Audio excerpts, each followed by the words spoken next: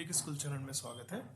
इस वीडियो में हम डेटाबेस कॉन्सेप्ट चैप्टर के कुछ प्रीवियस ईयर के कुछ इंपॉर्टेंट क्वेश्चंस को देखेंगे और इस वीडियो में आपको ये भी कंफर्म हो जाएगा कि जो भी आपने अभी तक अपने प्रीवियस वीडियो में डेटाबेस कॉन्सेप्ट चैप्टर के थ्योरी पोर्शंस को जो भी आपने अभी तक पढ़ा है वो आपके लिए कितना फ्रूटफुल रहा, वो आपको इस वीडियो के क्वेश्चंस को देख करके क्लियर हो जाएगा। जब आप ये देखोगे कि किस टाइप के क्वेश्चंस पूछे आते हैं आपकी बोर्ड एग्जाम्स में और कितने मार्क्स के क्वेश्चंस आते हैं। ठीक है, चलिए सो बिना टाइम वेस्ट किए स्टार्ट करते हैं अपने क्वेश्चन नंबर फर्स्ट पे। Fill in the blank is a number of tuple in a relation.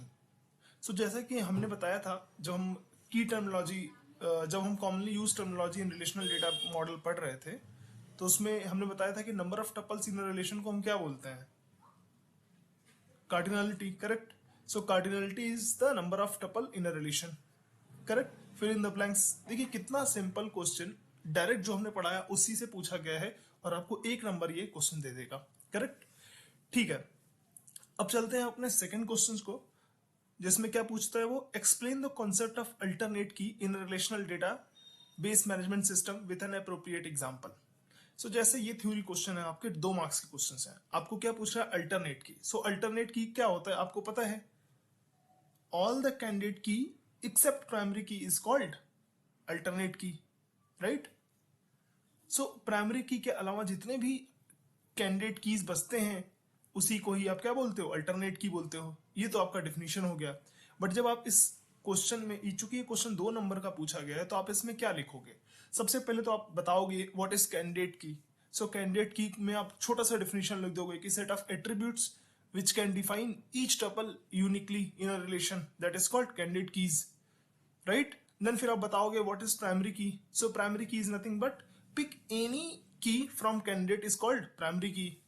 Then फिर alternate key आप क्या बताओगे कि except primary key remaining all the candidate keys are called alternate key, right? तो ये तो आपका definition हो गया जो हमने अपने previous वाले videos में देख लिए हैं। बट आप इसको इतना लिखने के बाद आप क्या करोगे, एक छोटा सा टेबल बनाओगे और उसका एग्जाम्पल लेकर के यहाँ पे आप एक एग्जाम्पल दिखा दोगे। करेक्ट, वो ऑलरेडी हमने अपने प्रीवियस वाले वीडियोस में किया हुआ है। मैं एक बार ये अगर आपको दिखाऊं तो ये देखिए, यहाँ पे स्टूडेंट टेबल है, ये प्रोजेक्ट टेबल है। स्टूडेंट टेबल के लिए हमने ऑलरेडी कैंडिडेट की क्या क्या होना है वो निकाला था, जिसमें आपका कैंडिडेट की क्या क्या आया था, registration ID, roll number and then student name plus student date of birth का कॉम्बिनेशन। करेक्ट, प्राइमरी की में हमने एक कोई भी प्राइमरी की चूज किया था कैंडिडेट की से। फॉर एग्जांपल अगर हम रजिस्ट्रेशन आईडी चूज करते हैं तो रजिस्ट्रेशन आईडी को हटाने के बाद आपका कैंडिडेट की में क्या क्या बचता है, roll number and student name plus student date of birth का कॉम्बिनेशन। तो ये दोनों मिलकर के क्या कहलाएंगे, अल्टरनेट की, राइट। ये एग्जाम्पल लेकर के आप एक्सप्लेन कर दोगे तो आपको 2 नंबर मिल जाएंगे। ठीक है, अब देखते हैं question number 3rd। So difference between the term attribute and domain in the context of relational data model. So attribute क्या होता है। सो आपको पता है कि कोई भी टेबल है उसके अंदर attribute is nothing but column. Table के अंदर जो कॉलम होते हैं उसे ही तो आप एट्रीब्यूट बोलते हो रिलेशनल डेटाबेस मॉडल में। करेक्ट, तो एट्रीब्यूट का डिफिनेशन आपने लिख दिया, the column of a relation और द एट्रीब्यूट्स। डोमेन किसको बोलते हैं, सो जो भी आपका रिलेशनल डेटाबेस के अंदर जो रिलेशन होता है, टेबल होता है, उसमें हर एक एट्रीब्यूट का जो डोमेन होता है इज नथिंग बट उस एट्रीब्यूट की क्या क्या सेट ऑफ वैल्यूज पॉसिबल हो सकती हैं उसे ही क्या बोलते हैं, उस एट्रीब्यूट के लिए डोमेन बोलते हैं। और डोमेन को स्पेसिफाई करने के लिए क्या यूज होता है, डेटा टाइप यूज होता है, राइट। तो आप इसका डेफिनेशन लिख दोगे और कोई भी एक टेबल के लिए आप बता दोगे कि उस टेबल में एट्रीब्यूट क्या पॉसिबल है और डोमेन क्या पॉसिबल है। फॉर एग्जाम्पल जो आपका ये नीचे वाला प्लेयर टेबल दिख रहा है, ये डेफिनेशन लिखने के बाद आप प्लेयर नाम का एक टेबल बना लेना और उसमें आप बता सकते हो कि क्या क्या एट्रीब्यूट्स है। तो आप बोलोगे यार पी नंबर 1 आपका एट्रीब्यूट है, नेम आपका दूसरा एट्रीब्यूट है, तीसरा एट्रीब्यूट आपका स्कोर है। करेक्ट, ऐसे बता सकते हो। और आपका डोमेन क्या है तो आप बता सकते हो कि फॉर एग्जांपल स्कोर का डोमेन क्या है, तो positive integer, set of positive integer, ऐसे बता सकते हो। ठीक है, कोई भी एक एग्जांपल के थ्रू आप इन दोनों एट्रीब्यूट और डोमेन को एक्सप्लेन कर दोगे। 2 नंबर का क्वेश्चन है ये। ठीक है, ओके। इन पे सो 4th क्वेश्चन के 2 पार्ट हैं, दोनों में से किसी एक पार्ट को आपको करना है और ये 2 मार्क्स का क्वेश्चन है। सो पहला पार्ट है आपका differentiate between candidate keys and primary key in the context of relational data model. So जैसा कि कैंडिडेट की एंड प्राइमरी की हम अपने पिछले वाले वीडियोस में देख चुके थे, बट इसमें क्या करना है आपको, सबसे पहले कैंडिडेट की का डेफिनेशन लिखना है। तो कैंडिडेट की क्या होता है, set of attributes which can define each tuple uniquely.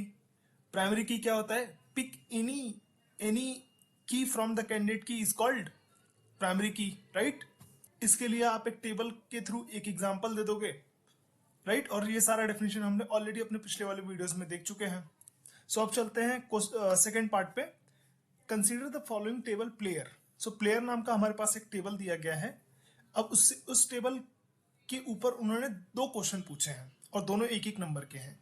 सो पहला क्वेश्चन क्या है, identify and write the name of the most appropriate column from the given table player that can be used as a primary key. So आप ही बताओ, ये जो table है player नाम का, जिसके अंदर एट्रीब्यूट आपका पी नंबर है, मतलब प्लेयर नंबर है, नेम है, स्कोर है, तो इसमें कौन सा एट्रीब्यूट को एज अ प्राइमरी की चूज कर सकते हो। तो प्राइमरी की हमने क्या बताया था, मतलब ऐसा सेट ऑफ एट्रीब्यूट्स जिसके लिए किसी भी 2 रो की वैल्यू डुप्लीकेट ना हो, सेम ना हो। तो आप बोलोगे यार जो पी नंबर है उसको हम एज अ प्राइमरी की चूज कर सकते हैं, करेक्ट। तो आपको क्या लिखना होगा कि P number is the primary key in this table, right. क्यों प्राइमरी की, आप बता सकते हो कि किसी भी 2 रो के लिए पी नंबर सेम नहीं है, तो इसलिए पी नंबर क्या हो गया आपका, प्राइमरी की हो गया। इसका सेकंड क्वेश्चन क्या है, define the term degree in a relational data model, what is the degree of the given table player. So degree क्या होता है, degree means number of attribute in the relation, right. मतलब table के अंदर कितने number of attributes है, कितने number of columns है।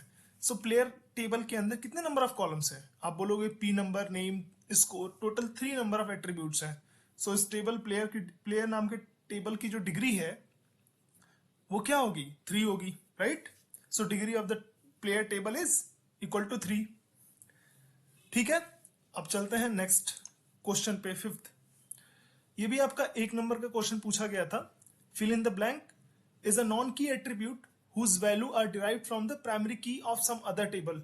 सो जैसा कि हमने आपने पिछले वाले वीडियो में बताया भी था कि फॉरेन की क्या होता है, फॉरेन की जो बेसिकली आपका 2 रिलेशन के बीच में जो रिलेशनशिप होता है, जो दो टेबल के बीच में जो रिलेशनशिप को रिप्रेजेंट करने के लिए जो सेट ऑफ एट्रीब्यूट को यूज करते हैं, दैट इज कॉल्ड फॉरेन की।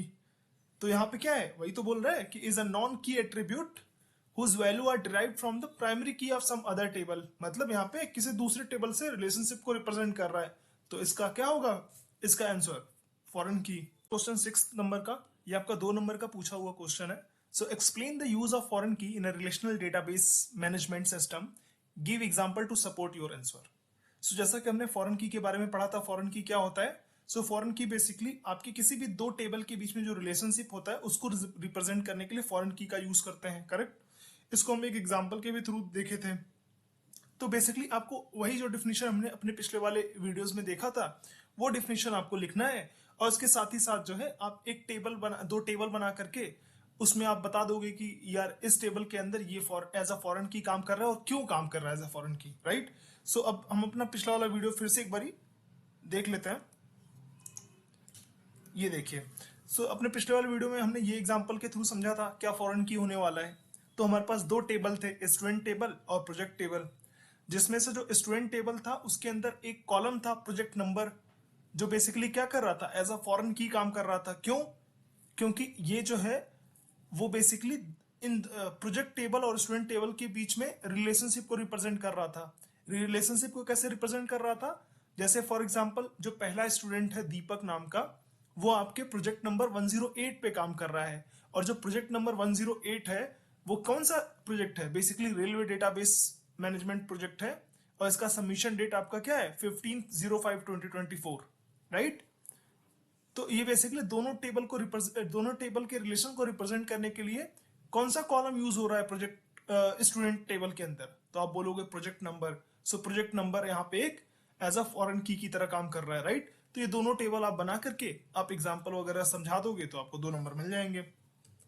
ठीक है, अब चलते हैं नेक्स्ट क्वेश्चन। सो यहाँ पे क्या है, Navdeep creates a table result with a set of record to maintain the marks secured by student in semester 1, 2, 3 and their division. After creation of a table, he has entered data of 7 students in the table. So basically बोल रहा है कि नवदीप ने क्या किया, एक table create किया जिसमें बेसिकली सेमेस्टर 1, सेमेस्टर 2, सेमेस्टर 3 के रिजल्ट को उसने क्या किया, स्टोर किया हर एक स्टूडेंट के लिए, राइट। और टोटल 7 स्टूडेंट की इंफॉर्मेशन को उसने इस टेबल के अंदर क्या किया है, स्टोर किया है। तो अब चलते हैं क्वेश्चन के पास। So based on the data given above answer the following question. So जो भी आपका ऊपर का दिया हुआ डेटा है उसके बेसिस पे हमें नीचे के क्वेश्चंस को क्या करना है, आंसर करना है। सो जो भी आपका ऊपर डेटा दिया गया है उसके बेसिस पे हम नीचे के क्वेश्चंस को देखते हैं। सो पहला क्वेश्चन पूछा गया है, identify the most appropriate column which can be considered as a primary key. So primary की पता करने के लिए क्या होता है, जैसे कोई भी दो एट्रीब्यूट, कोई भी दो रो के लिए वो सेट ऑफ एट्रीब्यूट जिसकी वैल्यू डुप्लीकेट नहीं हो सकती, रिपीट नहीं हो सकती। तो अगर इस टेबल में हम देखें तो कौन सा ऐसा कॉलम है जिसकी वैल्यू रिपीट नहीं हो सकती, तो आप बोलोगे यार रोल नंबर जो है वो एज अ प्राइमरी की हो सकता है। क्यों? क्योंकि रोल नंबर किसी भी दो स्टूडेंट का सेम नहीं हो सकता।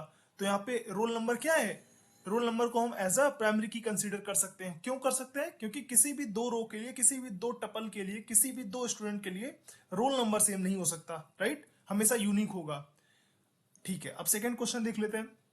If two columns are added and two rows are deleted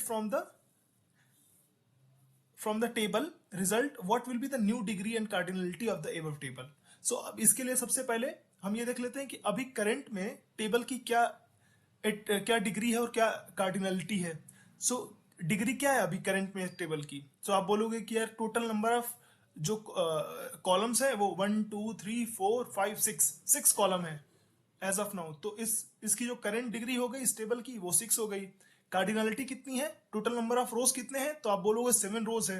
so अभी करंट कार्डिनलिटी इस टेबल की कितनी हो गई, 7। अब बोलता है कि अगर इस टेबल में 2 कॉलम और ऐड कर दिए जाएं और 2 रो डिलीट कर दिए जाएं तो जो न्यू कार्डिनलिटी और न्यू डिग्री बनेगी वो क्या हो जाएगी।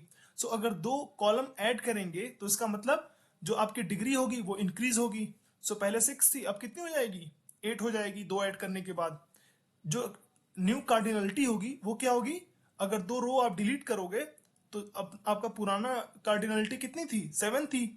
2 रो डिलीट करने के बाद कितनी हो जाएगी, 2 डिक्रीज कर जाएगी, तो 7 - 2 = 5। सो आपका न्यू कार्डिनलिटी क्या हो जाएगा, 5। देखिए कितना आसान क्वेश्चन आपके 2 मार्क्स में पूछे गए। और इसी के साथ ये हमारा डेटाबेस कॉन्सेप्ट चैप्टर पूरी तरीके से कंप्लीट होता है और मैं आशा करता हूं कि ये चैप्टर आपके लिए काफी फ्रूटफुल रहा होगा। सो अगर आप मेरे वीडियोस को लाइक करते हैं तो आप मेरे चैनल को प्लीज सब्सक्राइब कीजिए और दूसरे लोगों के साथ में शेयर कीजिए। इस वीडियो में हम इतना ही रखते हैं। अब हम मिलेंगे अपने नेक्स्ट वीडियो में जिसमें हम स्ट्रक्चर क्वेरी लैंग्वेज, इस पूरे के पूरे यूनिट का सबसे इंपॉर्टेंट चैप्टर देख रहे होंगे, स्ट्रक्चर क्वेरी लैंग्वेज, जहां से क्वेश्चंस बहुत ही ज्यादा पूछे जाते हैं और हर साल पूछे जाते हैं। So thank you, bye.